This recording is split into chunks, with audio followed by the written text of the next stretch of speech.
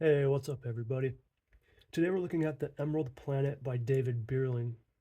David Beerling, Fellow of the Royal Society, is the director of the Leverhulme Center for Climate Change Mitigation and Sorby Professor of Natural Sciences in the Department of Animal and Plant Sciences at the University of Sheffield, UK.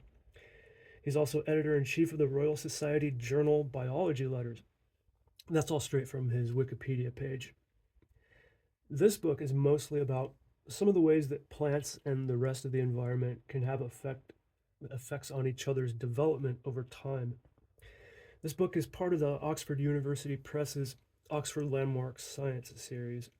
These books tend to be written by pretty reputable academics, and if you're a person who craves somewhat dense science material, and especially if you love natural sciences, I think you'll really enjoy this book.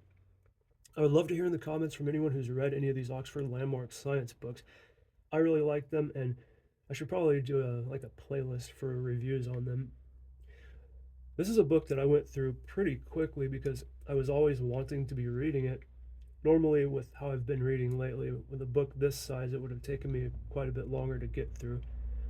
The Emerald Planet goes into depth on some of the major periods in Earth's history, mostly focusing on the Carboniferous up through now. That includes the Carboniferous, the Permian, the Triassic, Jurassic, and Cretaceous, as well as the whole of the Cenozoic, and concentrating on the evolutionary novelties as well as the mass extinction events associated with these times where plants are concerned. And they do play pretty important roles in shaping the history of our planet and also looking ahead into the future.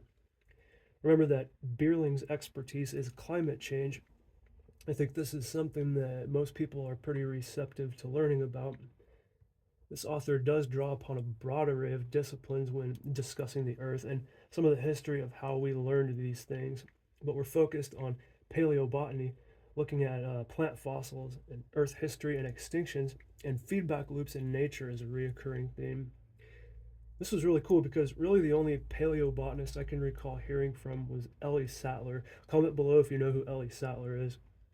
But this book also goes into atmospheric chemistry quite a bit, and there's a lot on climate and greenhouse gases here, something certainly relevant to our world today. Yeah, by the way, this book came out in 2007, so it's not new. The Emerald Planet does feature a lot of speculation and discussions on correlations in data. Things like CO2 levels and the size of leaves, or the number of stomata they have, or climate trends, oxygen levels and body size of animals in the Carboniferous. If you don't know what stomata are, I'm pretty sure I uploaded a short looking at one through a microscope. They're like pores that plants use to take in and expel gases. But back to the correlations in the book, we all know that correlation does not imply causation, but I can say that on every case where I checked where the author would speculate on the reasons for these correlations, what the author said does agree today with what we have either found out or what we still believe to be the case. For example, the claim that C4 photosynthesis evolved and spread as a response to reductions in atmospheric CO2. This book contains a ton of sometimes dense scientific information. I probably forgot more than I retained with this book, and by the time I was almost done reading it, I was thinking, this is a book that I'm pretty sure I'm going to be reading again, both to relearn some of the large amount of information and just because it was an enjoyable read. For a book like this with so much information, it would have been nice if the author did end chapter summaries because the chapters are fairly long too. Instead of the end chapter summaries, Beerling chose to go with an end book mini summary for each chapter that spans about 10 pages or so, I think. So I did enjoy that, and I'm glad he did include some kind of recap. I find that to be pretty important for books like this that are so information dense. I also appreciate that toward the end of the book, the author talks about how we could possibly find new ways to create even more efficient ways to grow food. This book really had me thinking about there's the world as I see it today, but this state is only the current state of things. Not very long ago, there were no grasses or no C4 photosynthesis. C4 is a more efficient way of doing photosynthesis that's only been around like since yesterday in a geological sense.